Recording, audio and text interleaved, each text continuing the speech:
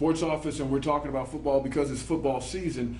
And we decided we're going to bring on the head coach and I should just say president extraordinaire of the New Mexico Bandits, Farassi Norman, because you do everything. And people probably remember your name from a few years back when when you had this program up and running, and you got a few bad apples in there. Yeah. And boy, it got really interesting. Yes, it did. It was a very, very interesting time, very, very interesting year.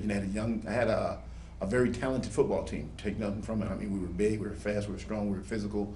But I had a lot of undisciplined type young men who did not want to pay attention, who thought because they could run fast or lift a lot of weights that they were special.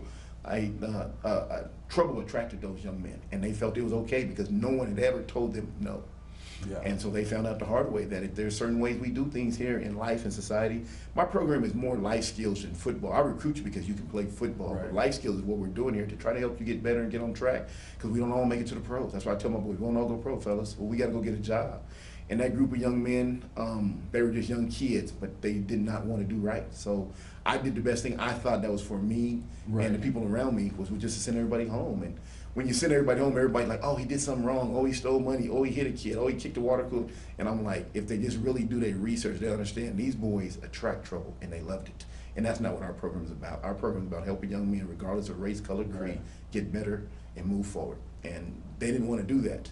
Unfortunately, there was about 20 kids in the program that were good kids that did the right thing.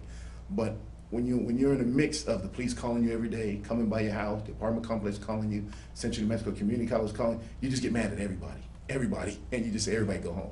And the good kids, I gave them an opportunity to come back for last year's team. 10 of them came back. They all moved on to 4 universities. The other guys didn't want to come back. So some people say, well, you penalized those who didn't do nothing, and I did. But I just wanted people to see where I was coming from. I was just so upset because after 6 weeks of work, 24/7, sun up to sundown, all you do is get in trouble, And the best you can say, well, we're playing good football. We're playing good football. Life is bigger than football, and that's what I wanted everybody to see. And for people who might not remember, New Mexico Bandits, a prep school for people who maybe need a little more seasoning, high school graduates who are in between, maybe want to go to college and get their game going, get their grades up. Yes. But at the same time, what you just addressed is that, like, you were in the news quite often with because people were questioning the integrity of your program. Parents were accusing you of taking money, all kind of different things like that. And talk about that, the frustration level that comes from that when you know that you have some guys that you may have hired doing some things that they're not supposed to do, but it all falls on you. Well, it's going to fall on me because, one, it's my program. I'm the head coach, the president, the owner, the CEO. I'm the one who recruited and hired everybody in the program. And like I say, I take blame for what happened because I hired everybody. What I did not do is a thorough research. I was just excited that people wanted to be a part of something, and I started. And so if someone would come up and say, hey, I'd like to come coach your quarterback, I'd say, come on, well, not knowing who he really is. Yeah. And it came back to bite me because, I did bring in a couple bad kids and a couple bad adults, that were backstabbing and not taking appreciative or trying to work as hard as I was working to help these young men. And young kids these days, they're followers. So if you got 2 kids, 2 coaches saying, well, we need to be doing this. Oh, yeah, we need to be doing this. And let's just go against Coach Norman. Okay, we'll go against Coach Norman, but not knowing Coach can send us home, and that's what happened. As far as taking money, never took a dime. Even the police did the investigation. They said it out loud. Yeah. We did the investigation. No money was misplaced. I don't misappropriate money. I have a board to tend to. I have a CPA that watches all our money. So I laughed when I heard that part, but it hurt me on the other hand. I could tell you it hurt. Yeah. Wow, they would really think I would steal from these kids. I don't do that. I didn't create New Mexico Prep to steal from anybody. I created New Mexico Prep to continue education.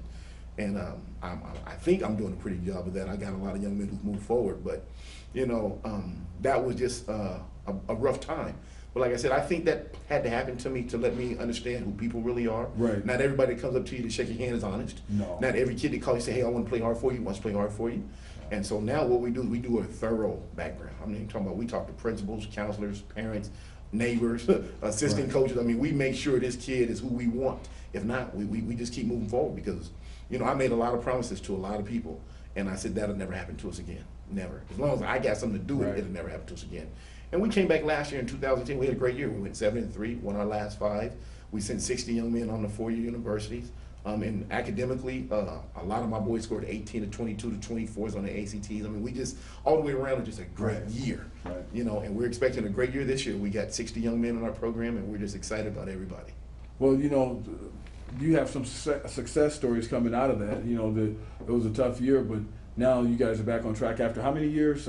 This is for year 5. Year five. You've had some successes where guys going to college. Refreshing my memory on some of those guys who have taken the next step. And we got Maurice Sutton, who's at Southeast Louisiana. Trayvon Carter's at Texas Tech. We got Rich McGowan's. We got Utah State. I got about DeAndre Hardiman. He's at Langston University.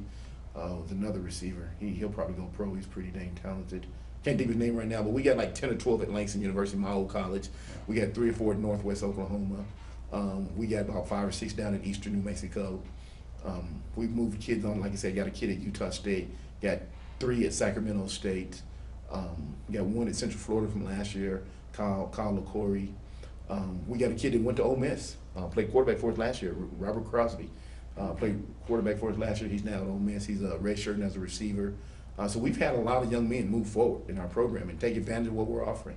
And we just, you know, once again, we're expecting a really good year from this crew. Well, and you talked about some of your personnel before we started this. Like the guy from USC, who got a little fly coming in. Mm-hmm. Are you one of those guys that run from the flies? Mm-hmm. Oh. Yeah, that's me. well, some of the personnel you have coming in that's here that you have playing this season. Oh man, we got a young man by the name of Cartel Murray, who was rated the number 5 receiver in the state of Louisiana, was sent to us by Southern Methodist University. We got a running back that's from Hawaii named Harry Thumaseve. He's Samoan, just unbelievable ball carrier. I mean, really, really talented. We got a kid named Charles Rhines, who's from Waco, Texas, who's about 6'5", 330. We got a young man named Forrest Holt, who's from Georgia, who was the Georgia Player of the Year 2 years ago, who is the first cousin to Devon Dennis. Oh. And very talented athlete. I mean, the talent must run in their family because very, very talented young man. We got two defensive backs come to my mind. Spencer Wiley from California, whose father played running back at UCLA. Then we got a kid named John Holland, who's from Baltimore, Maryland. We got 10 kids from Maryland. 1 from Canada, 3 from Ohio, 10 from Baltimore, Maryland. Then we got a bunch from Texas, Florida, Georgia. You know, I go south for my boys, but we just got a very, very talented crew. We got a kid named Donald Badgett, who was a 3-time All-State center in Ohio. He's here with us. So we got talent. You know, that's never been a problem with the program. We get talent. You know, we just want to get good character kids, young men that we want to do right, understand life. And I think that we have that. You know, I think we've had to send a couple kids home in the last couple of weeks, you know, but the crew we got that's getting on that bus with me at 6 in the morning, I think they truly understand who we are and what we want to do, not just on the football field, but in life. What does the schedule look like, and how much of a grind is that going to be? You know, it's always tough because, you know, you only get about 4 weeks before you take the field, actually game field, while everybody else gets a spring, and they got their kids for 2 or 3 years. So I take nothing from my coaching ability. I'm a very good coach, but I get a lot of talent. You know, I mean, this year alone, we got 5 running backs. 3 of them can run 4.3. We got 12 receivers. 6 of them can run 4.3. All my linemen are 6'5", 300 plus. I mean, you know, your team has got some size this year. Yeah. I mean, so we got what it takes to be successful. Once again, you know, we always put ourselves under the bullet because you only get about 4 weeks to work with them before you got to take the field. We got Mesa Community College tomorrow. Next Saturday at Cleveland High School, which is our home stadium this year. We got New Mexico Military, followed by Air Force Prep.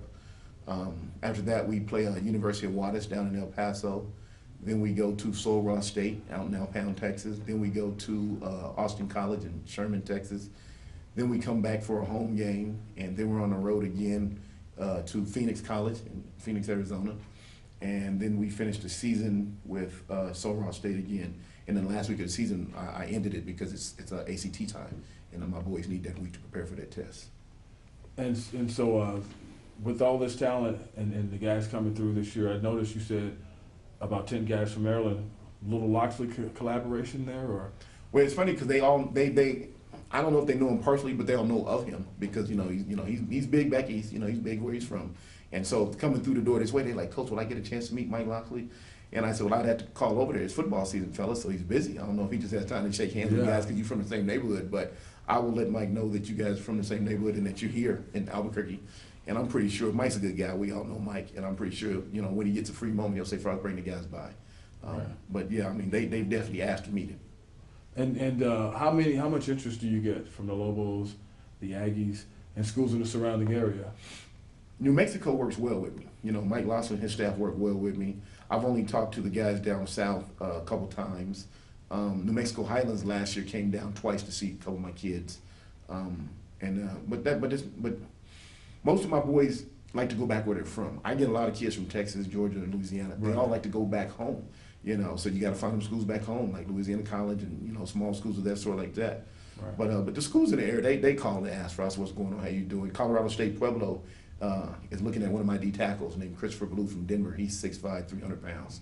Wow. And his mom wants him back in Colorado, so it looks like he's headed there in January. So. Yeah, Mama wants him back. It's over, dude. Yeah. It's done. That's a done deal right there. Yeah, you know. So. Well, your record last year was 7-3. 7-3, and so what are you anticipating this year? I know the coaches don't give predictions on records, but I can't really predict. Diplomatic way you just say that now. I can't really predict what it is because it's still early. Like I said, we got a really good defense. Our defense is real strong. We got a lot of depth. We got a lot of speed.